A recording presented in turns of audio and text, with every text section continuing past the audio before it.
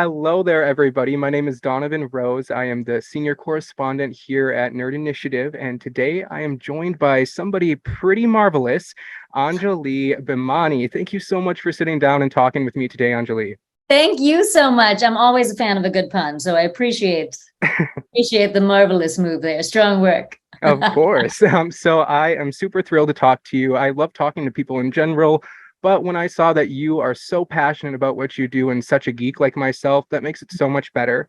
And we have a lot to talk about today because not only did you just recently star in Miss Marvel as Auntie Ruby, one of the all-knowing Illuminantes, but you have been pretty much everywhere over the past decade. You're like the multiversal cameo from shows like Modern Family, Grace and Frankie, Special, and even another Marvel project, Hulu's The Runaways. You've really been everywhere. If anybody's watched TV in the past 10 years, they've seen you, even if they didn't even know it. Wow. Thank you. I'm gonna take that little moniker, the multiversal.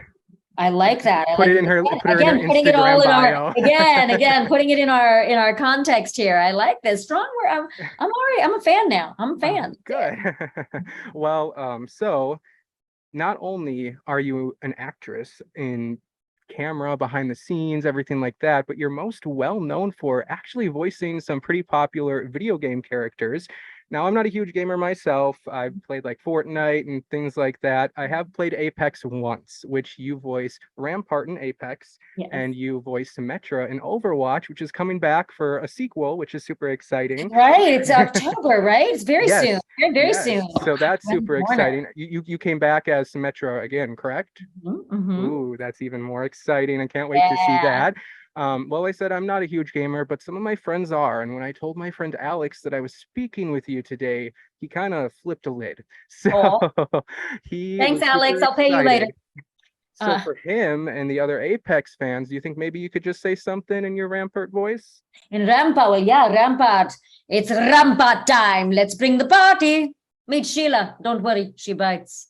Oh my gosh, they are gonna love that. I don't know what that means, but they do, and they are gonna love it. So I love that. I love that. let's go on to the most recent project that everybody's freaking out about, Miss Marvel. Oh my gosh, now that it's all out, we can talk about it and Yes, yes, and fangirl I over will it. still like hold up my hand for spoiler alerts. So I figured out a nice way to work this out. I go like this for the spoiler alert, it's coming, and then I go like this when it's clear to come back. And that Perfect. way, if you're Sounds on good. video, you always know when you can come back. Mute it until you Exactly. see this. Okay, yes. So yeah, Miss Marvel, that came out. We just ended a few weeks ago before Thor Love and Thunder, and this show was incredibly amazing. You starred as Auntie Ruby, one of the Illuminantes, and I don't know if you can see, I have a few Funkos behind me. Just a few. Just a few. Yeah, Um, just a couple I see there. I need an Auntie Ruby Funko. I don't know if we can get I like mean, I wouldn't be mad at it. no, I think we need to have one either like a movie moments pop where all the Illuminantes are like gossiping, or just one of you. Ooh. Either way, you, well, I Auntie mean, Ruby needs to have her little cup of coffee or tea or whatever she's drinking and kind of like clearly she's looking like drinking this. chai.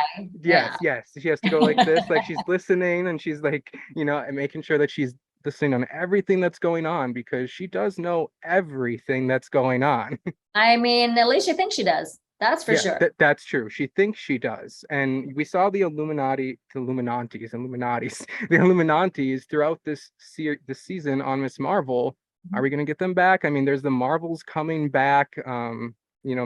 Kamala's coming back in the Marvels. Could we Mhm. see the Illuminantes come back either in that Well, project or I've already just explained to you that I don't like spoilers. So, true? I can't possibly, if I told you, I'd have to kill you and I like you. So I don't want to Yeah, do that. I can already Uh, see Kevin Feige giving me the face, I the mean, Kevin. I could feel it over my shoulder, like, just say nothing. No, I'm so excited to see Iman again in the Marvels. I'm so excited to see this story continued and to see how more ways that she connects with the rest of the MCU and how they are, how they're going to explain that last credits scene that we Oh, got at the end of Ms. Marvel. I mean, there's a lot. There there are a is. lot of things hanging that I really want to see them tied up. So it's going to be fun.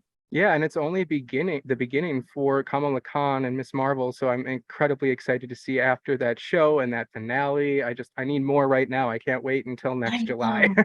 I know, though that's how I feel because I came to it as much of a fan as an actress. So even getting to watch the show when it came out with everybody else and getting to watch it with everybody, I felt like I was watching it because I was dying to hear the story.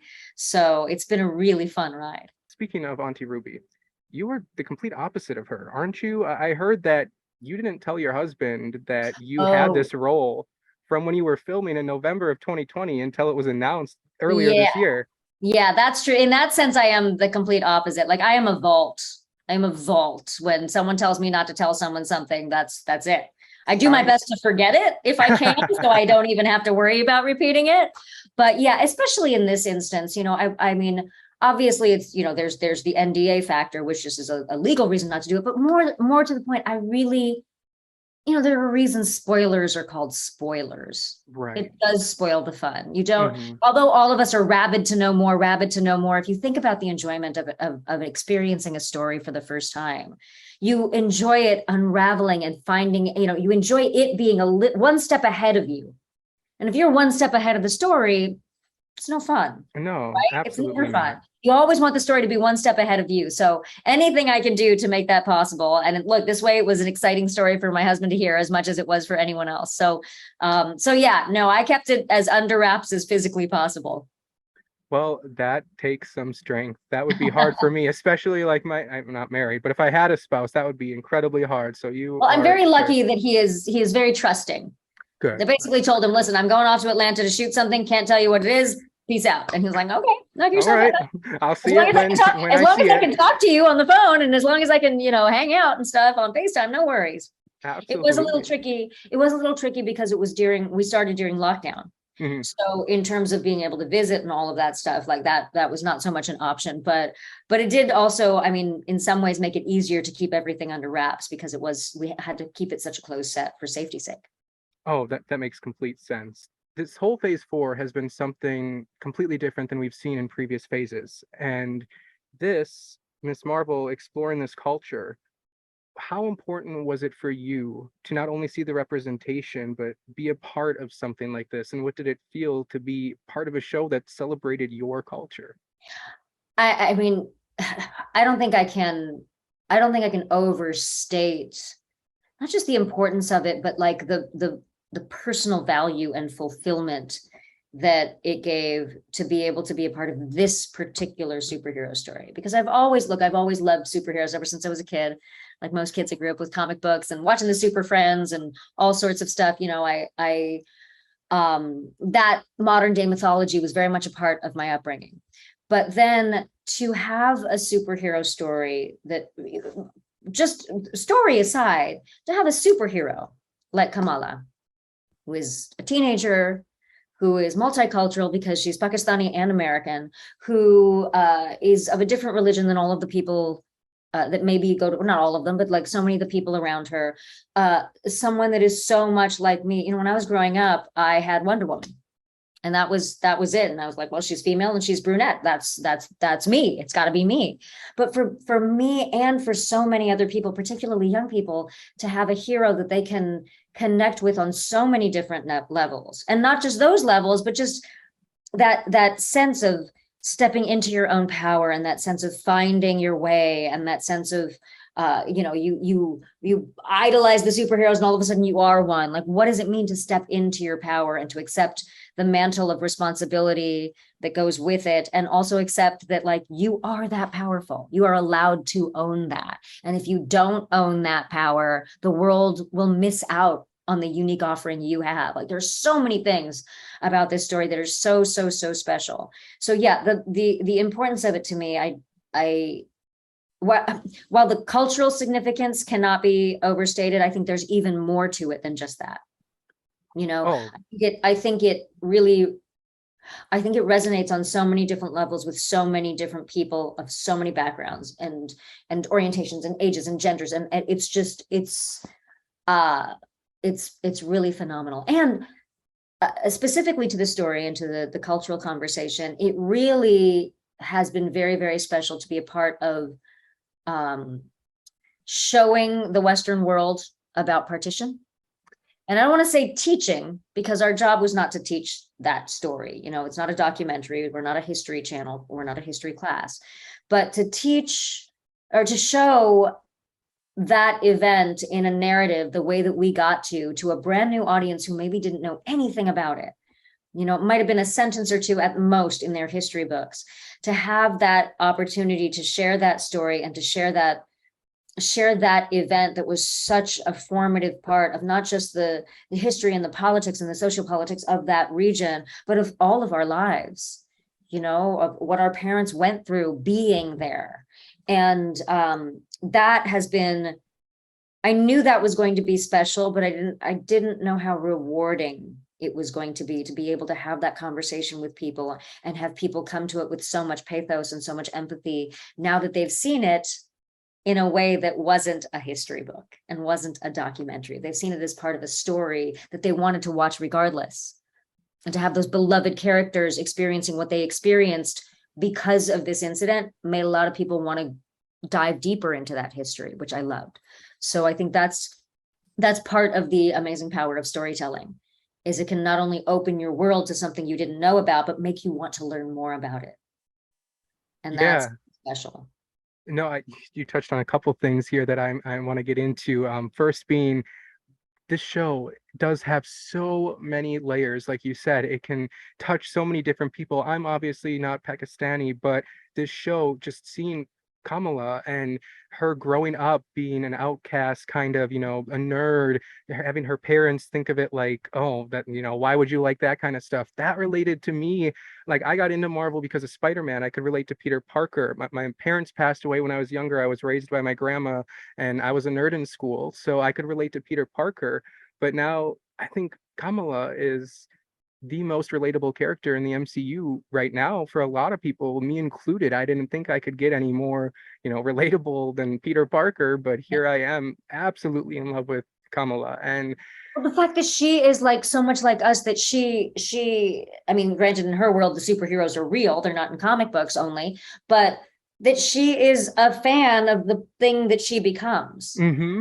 That she steps into that reality is for many people, it's the dream. Exactly. And just like she says in the show, she didn't think it would be like this. You think it's going to be amazing. You think it's going to be perfect, but there's a lot more to it. There's a lot, just like anything in life, there's a lot more complexity than what you think it's going to be.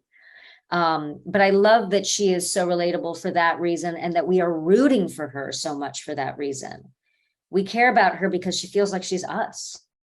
Yeah, absolutely. And I think the show is going to be one of those that people show their kids and that they're going to be able to relate to, and it's just going to be something magical. I know I'm going to want to show this to my kids, like, this is who I was growing up and everything like that. So it's amazing what this show did for so many people everywhere, not just Pakistanis, but especially that group, but everywhere it touched people. So I think that is incredibly amazing that a show doesn't just specifically appeal to one audience, that it can affect and touch everybody, and that's amazing. And another thing about that is the partition.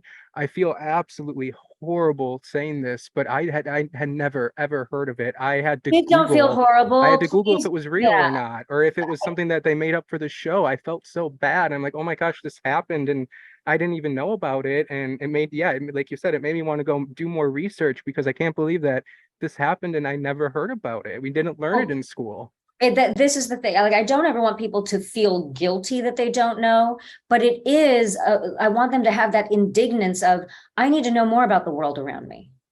Absolutely. And I can't necessarily depend on those history books to do it for me, to school to do it for me. I have to be curious about other people. The same way that Moon Knight dealt with the Armenian genocide, and the same way other stories deal with so many things that so many of us didn't learn about, not just because it wasn't in school and wasn't spoon-fed to us, but it just wasn't our experience. And I think it is one of the many responsibilities of artists to really be a mirror to people of the world around them, and to help people have experiences and learn things and see things in a different way than we might be able to in our limited scope in our own lives. And part of why I love being an actor is because you do get to take people on those journeys that they wouldn't have. And you get to do it with them in a very non-threatening way. Exactly. You didn't have to experience partition to learn about it from this show, but Exactly. you did get to feel so many of those emotions because you're so connected to those characters. You get to feel what those things were about. And then when you feel that humanity of it, when you feel the importance of it to people, that's when you're like, I gotta know.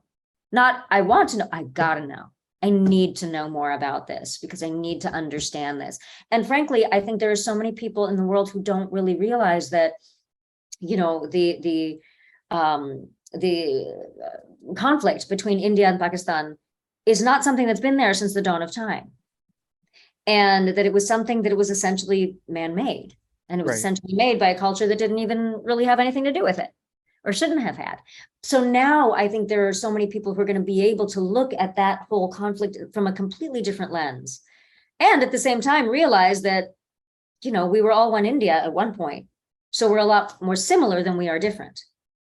And they're really there's so much to glean from that. And I'm so grateful that they chose, the creators of this show chose to lean into that, because that wasn't in the comics. Yeah. And chose to really use this opportunity to share that story with the world. I think that's a very beautiful thing. I think it's a beautiful thing that Kevin and Lewis and Victoria and all the folks over at Marvel really took that chance to tell this story this way. Because it's not your standard box office fare. And I really appreciate it when people with the resources and the megaphone to be able to tell those stories take those risks, because, you know, it means a lot to those of us who can't necessarily get the story out to that many people.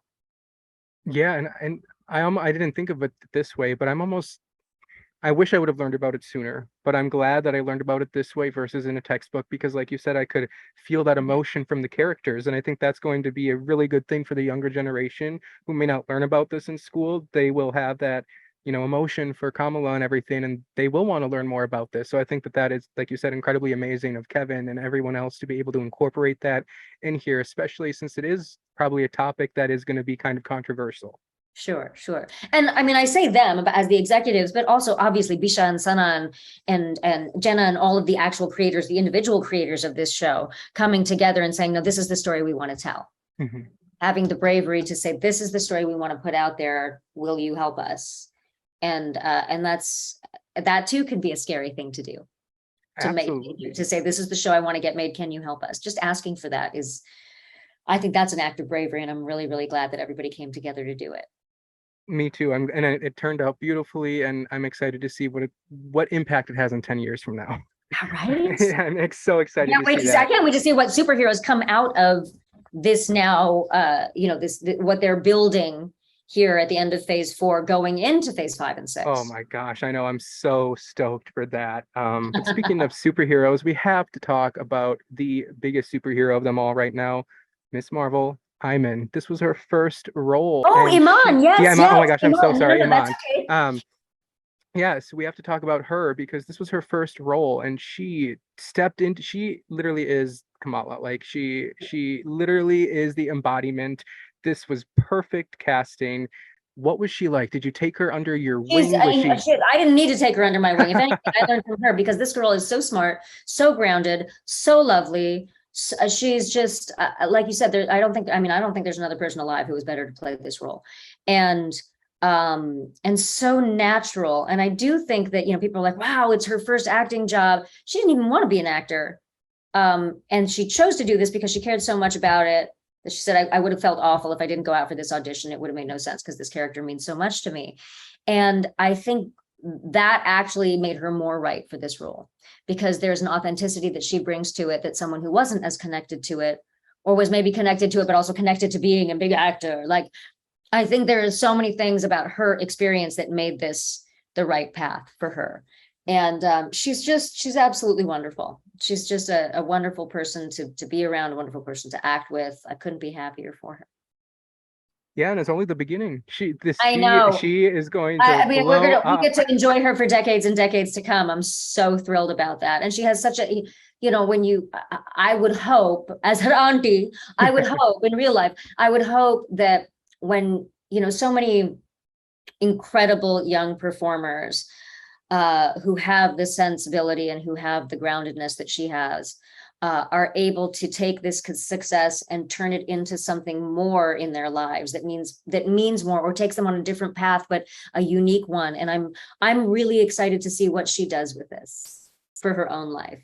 You know, whether she decides to keep acting, which I hope she does, or she decides to be a nuclear physicist. I don't know. She could decide to do anything at this point, and I'd believe it.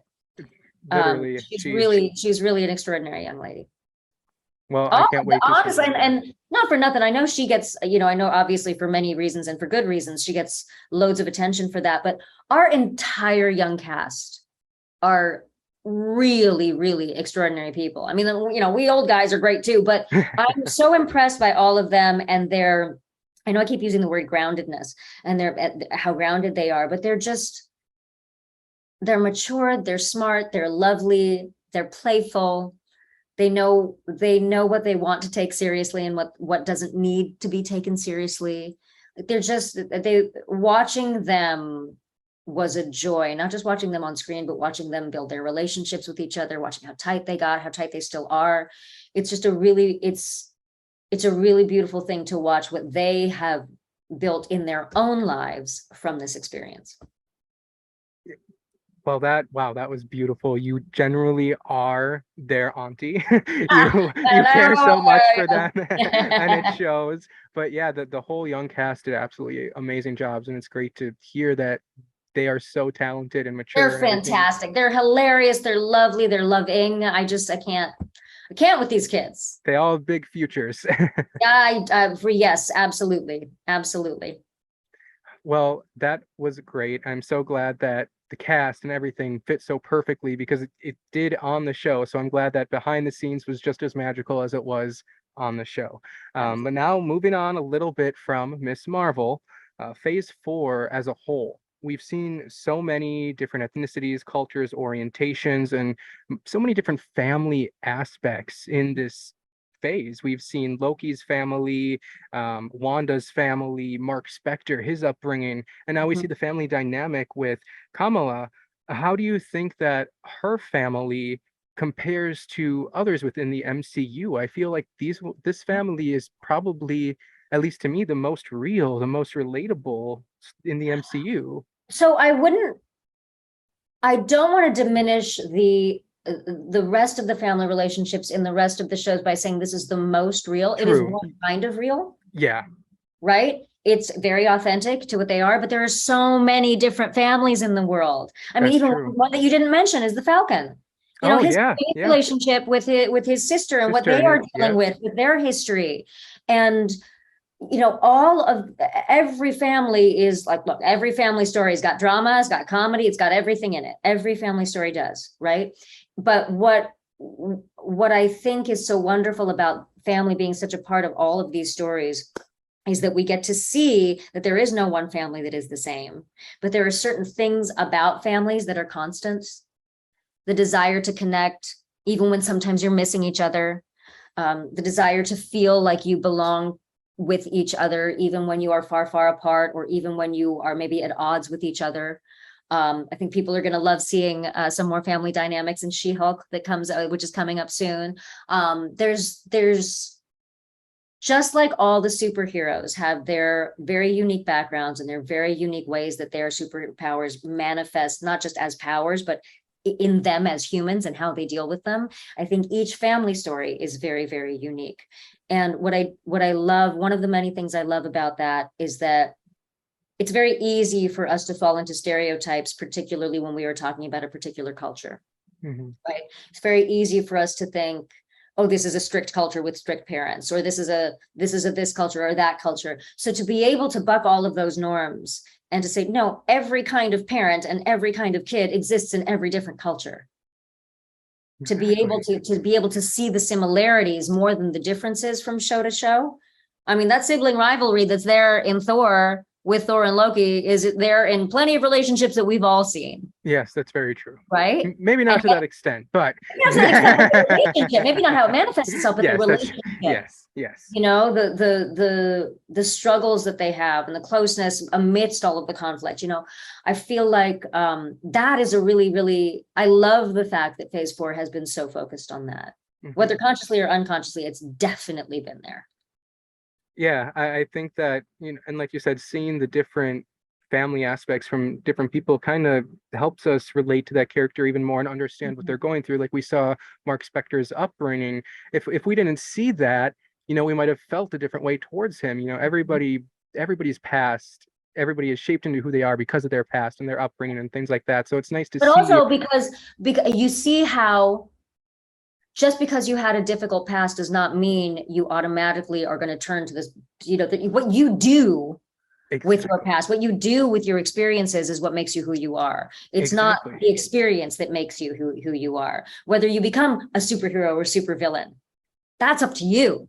It's up to what you do with those moments, which is why it's also been so great to see different characters cross those lines, to see Wanda cross those lines, to see the Winter Soldier cross those lines, you know, where you're trying to, even Loki, to see him cross those lines, to see those moments where we all have both sides in us. It's a matter of what we allow to manifest, what we allow to come forth, which wolf we feed, as that Native American myth goes, right? Which wolf do you feed? Which side of you is going to win? Exactly. And you know, it's crazy. Like we were talking about, this phase has just been so much, I don't want to say more advanced, but just, you know, there's been so much this phase that we haven't seen at all in the MCU. And I'm so excited to see where it goes from here, what else we open the doors for. I seriously could not, Wakanda Forever could not come fast enough. Oh my gosh, November. I have been like, as soon as that trailer came out, I was crying through the whole damn thing. Right? All of us are crying. We're all like, I'm watching it on my phone and I'm crying. I was like, no. And she's like, are you okay? I'm like, no, I'm not okay. I know we're not going to be okay until November, and then we're going to be worse. Right. No, but oh my gosh, I'm so excited for that. And I think this movie is going to bring so many people together. And just like, you know, Miss Marvel brought so many people together, this movie is going to unexpectedly so. Yes. Again, I'm not spoiling anything by saying this, but since we had the joy of getting to see a couple of episodes of She-Hulk last night at the premiere, I love that I was not expecting to get some of these beautiful, poignant moments that I got from that show. Oh, I'm so excited now. You know, there's so many. This is, again, what I love so much about the storytelling that Marvel is doing right now, is that they are taking these iconic characters and allowing us sneaky ways into talking about the human condition, or to talking about politics or history or whatever it is, science, sneaky ways to gently make us think about things a little bit differently than we might have before, or to relate to things a little bit differently. And that is what storytelling is here for. It's what it's here for. Let's bring you these experiences in a way that you're like, you are safe, you are in your seat, you are watching it here, you're watching it in an audience wherever you are, but we're going to do the heavy lifting for you. We're going to take you on this ride. And when you're done, you're going to have this new experience as part of your experience without having risked anything. Exactly. It's a wonderful, wonderful thing. And yeah, I'm really excited for Miss Marvel, She-Hulk now, especially now that you said that. I mean, I've seen a lot of the initial reviews, and I don't pay attention to reviews. I know that's a thing to say. No, you shouldn't. I mean, like, you really shouldn't. I mean, I do. I check them because, like, you want to know what's being said about you or your project. Right. But I also, as a viewer, I generally look. I'm a very stubborn and independent person. I don't like to be told what I'm supposed to like and what I'm supposed to not like. In fact, my poor husband, God love him, like, even when he's been like, oh my God, you got to watch this. This is the greatest thing ever. I'm like, don't tell me what's great. I will tell myself what's great. Let me decide what I like. Period. You know, so I feel that way as well about reviews. I might watch them, I'll read them afterwards and be like, oh yeah, they made a good point, or I don't agree. But I'm very much, and I've been that way since the beginning of my career and my life. Even especially in theater, because, you know, with theater, reviews can close you down the next day. Absolutely. Like, you could be done. You can have planned out your next 6 months being at the theater, and you could be closed the next night thinking because the reviews were bad. So you got to know what's out there. But I also feel like, for me, I like to be the kind of audience member that I want to come see the things that I'm doing, which means I have to go in with an open mind, and I want to see a piece of art for what the artists intended it to be, not what I want it to be. I want to go on the ride they want to take me on, because it's not their job. I'm not sitting here in the audience doing this. I'm leaning in. I want to be like, show me what you got. I want to see, where do you want to take me today? What ride are we going on? That's a much more fun. That's a much more fun way to watch something. And so again, with She-Hulk, I don't even know what the reviews say. I don't really care. I care about what ride are we going on? Right. What ride? Tatiana Maslany, what ride are you taking me on? Come on, show me where you're going. Mark Ruffalo, show me where we're going today. Where are we playing today? I mean, you got people who are so talented taking you on this ride. How could you not want to go? Yeah, I've never really looked. I mean, I don't pay too much. I read the reviews. I don't get my opinion on them because, I like to go in having my own opinion, think open-minded, because everybody has different thoughts and it depends on the person, whatever. Sure. But I'm definitely going to look at it the way that you said, like you want. It's just more fun. Yeah, it seems like a complete blast that way. I'll tell you, I just don't like, and I do this. This is another reason I hate spoilers. It's the same thing. I don't want to steal anybody's joy away any more than I would tell an audience member who came up to me after a show and said, "Oh my God, that was so great." I would never tell them, "Oh my God, it sucks. This is the worst performance I've ever done." You steal their joy. Why would I want to steal my own joy by letting someone else decide if I'm going to enjoy it or not? I'd rather go decide for myself, because then I have a chance of really enjoying it regardless of what anyone else says. That's fun. And I mean, it's fun. Plenty of things in life that'll steal your joy already. Don't steal it from yourself. That I need that on like a t-shirt. There are plenty of things in your life that will steal your joy already. Don't steal it yourself.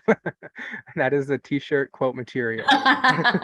But wisdom from Monkey, that's what we'll call it. yes. Speaking of the premiere of She-Hulk last night, you looked absolutely stunning. Oh my gosh, you were gorgeous. And I don't want you to give anything away. I know you can't, but I don't like spoilers either. But you saw 4 episodes. What is your initial reaction from the first 4 episodes? Did we see 4? I mean, they didn't like cut. We didn't see what was cut. There were 4. I don't know if it was 4. Did we see? Because it felt like okay, good. I'm glad to hear that, because it felt long. I mean, it felt like we were getting a nice long. I mean, I had a freaking blast. Good. I had such a blast. And also, I love seeing, hi, Charlie. My dog's in here being like, when are you feeding me? Hi, little guy. I'll be there in a minute. It's like, come on, get over here. I was expecting it to be delightful, and it exceeded my expectations. Oh my gosh. But I also, I mean, I just love a good time, when it comes to, because also there are a lot of, how do I put this? There's so much storytelling that needs to be dark in the world in order to get its story across. And sometimes I think you can get difficult concepts or difficult thoughts or difficult feelings across even better when you do it in a lighthearted way, because we as an audience can take it. Yeah. And I think that they are doing a fantastic job in that show of treading that line between it being super, super fun and making you think. And I was not expecting that. I don't know what I was expecting. I was expecting to have a great time because I love everybody in that cast. But it was really fun. And also, I mean, I know everybody doesn't have the opportunity to do this, but watching it in a theater full of Marvel fans it's like going to a convention. Right. Yeah, like I love doing conventions so much, because when you go to a convention, you are there to celebrate the things you love and be celebrated for loving the things you love. Exactly. You go there and everybody's excited to be there, and everybody's excited to meet everybody, and everybody's excited to see all the things. Like, that's such a wonderful way to walk into a theater. So we need a real life Avengers Con is what you're saying, and you need to be there. We definitely do. We need to call Kevin right now. True story. When we were shooting Ms. Marvel, it wasn't until my last day of shooting, and they were shooting AvengerCon the next week. It wasn't until my last day of shooting that I understood that AvengerCon was not a real convention that they had been invited to as guests. I thought it was a real convention. I didn't realize it was just a thing for the show. And in the back of my mind, I was like, I want to get invited to AvengerCon. I want to go. I want to be on a panel. I want to see all the cool things. How do I get invited to Avenger? Oh, it's not. Oh, never mind. I'll go home now. I still want to be invited to AvengerCon. Me whenever too. It happens. Yes. I want to cosplay. I want to cosplay and be in like full prosthetics, whatever it takes. I want to go in and like really just go deep. Who would you cosplay as? Oof, that's tough. It's very tough. I mean, right now I'm really feeling Valkyrie. Oh yes. Oh my gosh. She Really is feeling King her. Valkyrie is Woo! She's good. badass. She's very, very cool. Very, very, very cool. I mean, if I was like 1/10 as cool as Tessa Thompson in that role, I would feel like my life was complete. Yeah, oh my gosh. Thor Love and Thunder was just a spectacle in itself. Right? Oh my gosh. Right? So much fun. um, oh my gosh, I don't even know where my train of thought was going. I was just having so much Sorry, fun. I I'm not tried even to do that. I'll derail you. I'm sorry. no, Focus on your notes. What do you want to talk about? Let's go. Let's no, go back. you're all good. Okay, so we were speaking about She-Hulk and Yeah. then talked about the reviews. Most of them have been incredibly positive so far, so I'm incredibly excited for Fantastic. that. I'm very Um, happy to hear that because they should and be. yes, absolutely. I mean, most Marvel things should be positive. I mean, not just say. I get it that not everything is for everyone, Yeah, yeah, that's true. but this one, it's really fun. It's Good. I'm really, so excited. Only 2 days away. Well, tomorrow night I'm staying up until 2 a.m. to watch it every night. oh, But wow. You yeah, are I'm dedicated. dedicated. Yeah. Love it. No, we love a good look. We love a good all-nighter, right? We Absolutely. love a good like, Especially for Marvel. Like, and it's like we used to, wait up in line for concert tickets or wait for the movie, the 12 o'clock showing of the movie. yes, So now everything's streaming. So now you can do it at your own house. exactly. Now, why wouldn't you? Right. Honestly, why would you go out and have to change and you can just sit in your bed, eat popcorn, and not care about how you look? But also, you're home. You can take Exactly. a nap and Yeah, then and enjoy it. I feel like more like you can have your raw emotional reaction. If you're excited, yes, you can scream. If you want to cry, you can cry. So you yep, don't have to yep. worry about the theater and everything And like the that. snacks are free, which is even Exactly. better. Not overpriced. Last night, you did speak to my friend Dom at the You did. premiere, and she was the curly hair. I'm not She got Daredevil that great sweatshirt. hair, Yes, right? yes. That Oh my gosh. incredible. Because she had a mask on, Yep. so I was like, so I obviously because we're all trying to be safe, but the hair, like you cannot. I will Nope. never miss. You Like will if I, notice her in I'll the be like, there crowd. she is, Yeah, but beautiful. she was talking about she had a question. I don't know, did she ask you it or did she talk about it a little bit with you? Okay, so here's the embarrassing part. She asked it to me, and then I said, I'm going to think about that before I talk and tomorrow. And then I promptly forgot what the question was. No, that's totally fine. That's why I have notes. So she she was basically just asking, out of all the roles you played, which character resonates with you the most, either because you're most like them, or because it's been the most meaningful, or because it's the role that made you. God, it's so, so hard to answer that question. I can tell you the last part of that question, I can tell you, I don't feel like there's any role that's made me because I don't feel like I don't really believe in the big break Mhm. because I think it sort of diminishes the other experiences you have. Oh Even yeah. for Iman, it may be her first moment being launched into the spotlight, but she's got a whole life ahead of her. So Mhm. there's so many different things that are going to be huge parts of who she is. They'll just be very different, right, from each other. So how God, I have loved so many roles that I've played. It really is hard to say. Um, I can sort of pick some depending on the genre that I've been in because I do a lot of different I do Mhm. theater and I do musicals and whatever TV. I can say that there is a play that I did called Metamorphoses that was so formative to me. And it's based on Ovid's Metamorphoses. So it is a set of, I think we did 12 or 13 myths Oh wow. in it. And my track was, the whole show was about, obviously, since it's Metamorphoses, was about the power of change and all of the changes that we go through in our lives, whether because of love, because of grief, whatever it is that we experience. And the experience of that show has been really formative in my life because it was such a long and personal experience. We started in Chicago in 1998. We went to a whole bunch of different cities, then we went off Broadway, then we went to Broadway, and then it continued on. Like it's just been a really magical experience. And so I will say that one has been very, very special, more because of the show itself, not necessarily just because of the role I played. Gosh. So, okay, we're nerding out because that's the right place to do it. So, my three really, my three big role-playing game roles that I have done at TTRPGs, one with Geek and Sundry and two with Critical Role. One with Geek and Sundry was a character named Stingray, who I would hope to be during the zombie apocalypse. He's just like, I aspire, that's who I would want to be, is this gal. And so I don't know how many of your listeners or viewers play TTRPGs or are in that world, but it's essentially long form improv. Anyone can do it, but it's long form improv.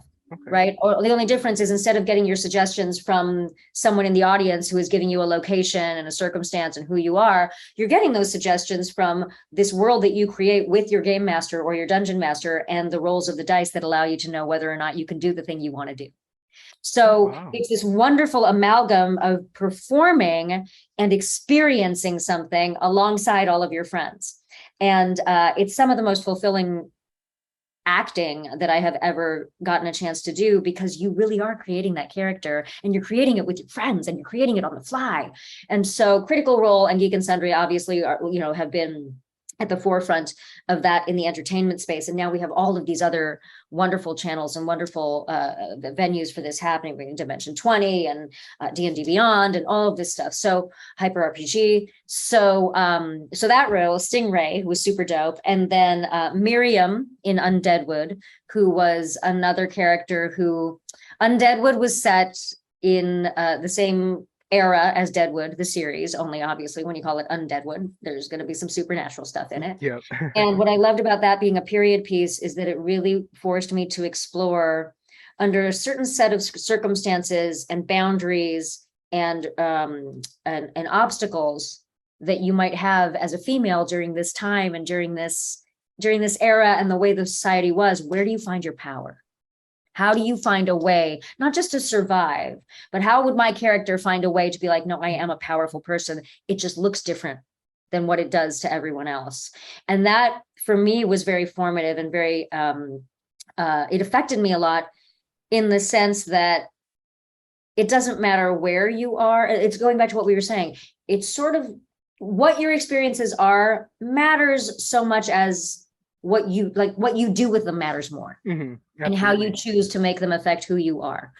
Plus that show is ridiculous. The end of that show, even I was emotionally floored by the way that show closed. And then finally, I just love my character that the Critical Role folks have allowed me to create in that universe. And her name's Fiera Rai, and she's this crazy, like, fire genasi with fire for hair, and she's just really powerful character. Again, very aspirational to me.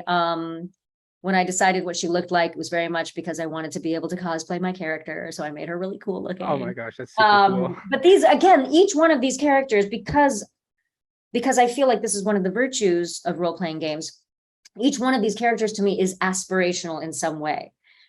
Because look, we essentially have one package that we come in through this particular lifetime. We might be on a different branch in the timeline somewhere else, maybe experiencing something if you believe in reincarnation, whatever. But right now, we essentially get one package to come in. So when you get to step into these other roles, whether for a game or for work or whatever, when you get to step into them, it's really fun to step into one that you want to explore. That you want to almost try on like a new skin, that you want to feel what does it feel like to be this person, and to commit to the story the way people do when they're playing a really satisfying RPG, to commit to the story and to the character in such a way that you might not make that decision, but they would. So you got to go with it. And then what do you do? What do you do if your character is braver than you are? What do you do if your character is more cowardly than you are? What do you do if your character has a completely different set of knowledge than you are? What would they do? That's such a fun hypothesis to be able to experience in life, let alone as an actor. As an actor, it's my job. But to be able to do that in games, everybody can do that. And that's really fun. You have changed my whole perspective on games now. It's not just playing a game. Wow, that's crazy. No, it's huge. And also, I want to make sure that all of you, your viewers and listeners, know this. Ariana Huffington, who is like one of my great idols in the world. And if you don't know who she is, look her up. She's incredible. She's an author. She's a speaker. She's the creator of the Huffington Post, all these things. But she just recently wrote an article in the Huffington Post or on Thrive, one of the two places, where she talked about how important gaming is for people in today's society and the virtues of it and to have someone in that world, in the world that she walks in, be able to see that is it's really, really special to have an advocate in that lane. She's also partly responsible for me writing my book. So I'm a huge fan of hers. Oh my gosh, well that's so exciting. Yeah, we're getting into your book here in a minute. I'm excited to talk about that. But no, that's crazy because growing up, we always heard, at least I did always heard, Oh, it's bad video for games. Yeah, you. Yeah, exactly. addiction and all this. And now And that that's you have, there. yeah, yeah, yeah, That is absolutely. That's in there, everything though, right? you know? Right, exactly. There are virtues and there are vices, right? Mhm. There's any too much of anything is not a great thing. Right. But to be able to, and I do think that game developers are very in tune with this right now. To be able to be a part of the story, which is what you get to do when you're playing a game. To be able to be a part of the story enables you as the player to have a sense of agency that you might not have when someone's telling you a story. And when you step into that character, whether it's a role-playing game, whether it's a video game, whether it's virtual reality, whatever it is, when you step into that character and you have that experience yourself, not through someone else, but yourself, you can take that with a certain knowledge of what that is like, and you can take that out into the world. So these games that are being created these days, so many of the BAFTA winners were all about that this year. They create empathy, they create understanding, they create cultural understanding. They help people learn different skills. There are organizations all over the world. Games for Change is one where they're using gaming to help with social progress and medicine and science. Like the gamification of so many challenges in life is such a powerful way for us to face them. And that, I think, is something that people don't quite recognize when someone picks up a PlayStation handset or controller, or when you grab onto your mouse or you put on your Oculus or whatever it is. I don't think that people who haven't experienced it understand that there is that virtue available if you step into the gaming world. Some games probably, don't focus on that at all and are, super post-apocalyptic and make you feel sad about the future or whatever. But there is this other side that is aspirational, that is exciting, that is educational, that is empathy building. And I'm so grateful that my path in my career has brought me back to gaming from this vantage point, because I've always loved games since I was a kid, but it wasn't cool. Right. It wasn't cool to do either with your parents, or it wasn't cool to do with your friends. You know what I mean? You were either too big a geek or too big a nerd, couldn't do it publicly, or it was frowned upon by the adults. Now people, I think, are really starting to see the virtues of it, and the developers are stepping up to meet the challenge. Yeah, I mean, like I said, I'm into some games. I'm not into tons of them because I'm so busy all the time, but I definitely see the advantages. And I've heard different things about newer games that have been coming out and how like they impact people emotionally wise, and that's incredible that you can take a game and make it into some like a learning experience for Yeah, somebody and teach them different emotional attributes and things like that. So it's absolutely. amazing. I mean, there are even um games that are just wonderful stress relievers in a gentle sense. That game Journey that came out a oh my few. gosh, yes. Oh, it's just like a breath of fresh air. It's I don't, it's just gentle and relaxing. It's lovely, yeah, right? it was just, yeah, absolutely. Oh my gosh, yes. And it's crazy that there's so many different types that Yep. like that. Yeah, Yep. crazy. But We've come that, a far cry from the Atari of my youth. oh my gosh, I know. And then, oh my, I still have like Nintendo 64s and Super Nintendos Yes, downstairs. I have that's Mario. You can't, awesome. playing Mario on those is the best. Like, yeah, I we have the can't Wii and even, the Switch, but I can't even imagine. I'm gonna have to come and try that. oh, and you It's have to been a see my minute. room. Come on, my whole I mean, Marvel you're collection. 9,000 pops. Literally.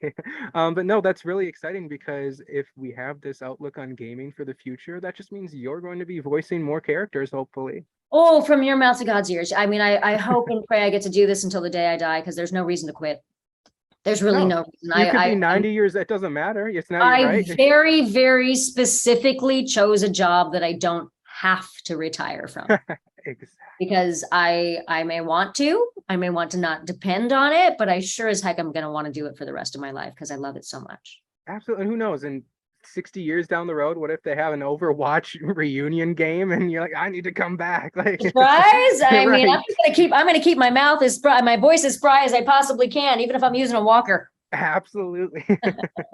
Um, but before we go here, I wanted to touch on you're not just an actress, a voice actress. You are so much more than that. You have your own successful YouTube show, which has inspired you to write a book.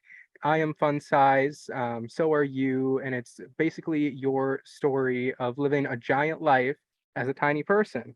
And and this your YouTube inspired this, and you started a Kickstarter page for this book. And do you know the date that you started it offhand, or I know it ended on Halloween. On Halloween. And how That I long did it remember. take So it was for about a you? month before Halloween, is when it started. And I mean, this whole ride with I Am Fun Size has been so special because the series itself started off as a love letter to the gaming community, to be honest. This beautiful online community, not just the gaming community, but the community of people, the cosplayers, the artists, the fan fiction writers, all of the people that really were just connecting and embracing this world as I stepped into it online. And so many people would send me direct messages asking me life questions. And I was like, well, I'm not a doctor. I don't feel I play them on TV, but I don't know. I can't answer this for you Right. personally. I don't feel qualified. But what I did realize is that the one thing that I have to offer people that no one else has is my set of experiences and how I went through them, whether gracefully or ungracefully, whatever. I mean, I'm still here. So at least it was partly successful because I'm still alive. But what I very much wanted to share was anything that helped people realize that no matter how unique their journey, they are not alone. No matter how difficult what you are going through is, no matter how much you feel like no one understands, there is always someone there who maybe doesn't understand the exact specifics, but is there to lean on, to cry on, to laugh with, to ask for help. There's always someone around because, like we've been talking about with the Marvel stuff and the storytelling, we are all much more similar than we think as humans. So the series began as me answering these questions that people would ask me, like, what about, how do I do this? Or I'm going through this, what should I do? And I would say, I can't give you advice because I don't know your life, but let me tell you about this experience that I had that sounds similar and what happened and, and how I dealt with it, again, for better or for worse, how I dealt with it. And then I started bringing on guests from the voiceover world, from the television world, just people I was working with at any given time, friends of mine, to answer questions as well. And then last year, I decided I wanted to turn it into a book to make it a little more expansive and something that would reach a different audience, or a broader audience. Maybe people who didn't necessarily want to watch a whole YouTube series, but maybe might throw a book in their backpack and open it up to page 78 to start it. Doesn't matter where you start, it matters that you just pick it up for 3 minutes, pick it up for 3 hours, doesn't matter. It's an easy read. So I'm very excited about it. It is going to be officially coming out at the end of September. Looking forward to that. But the Kickstarter was wonderfully successful. I'm so grateful to all of our supporters, because if it weren't for them, I would have probably had to take out a second mortgage on our house to make it happen. Yeah, it's just been a joy. It's been so much fun. It's been so much fun to write it, and it's been so much fun. And I'm just going to grab a copy here to show you. Absolutely. There are amazing illustrations by this wonderful artist, Vivian Trong, who's Super Riso on Twitter. And because my dog Charlie, who you almost met there when I almost ran off to feed him, is a big part of this book. And she has drawn tons of little illustrations of me and Charlie all over this your book. little picture on your Zoom? There are tons of pictures. Oh, yeah. Here you go. Can I send you the pictures? Here you go. Oh my gosh, yes. Send I mean, everything. if you just go to the Kickstarter page and you'll see a ton of them. It's just, she did such a beautiful job. And that lightness that you see in those illustrations is the same thing. It's the same place I draw from when we're talking about being that audience member who's excited to be there.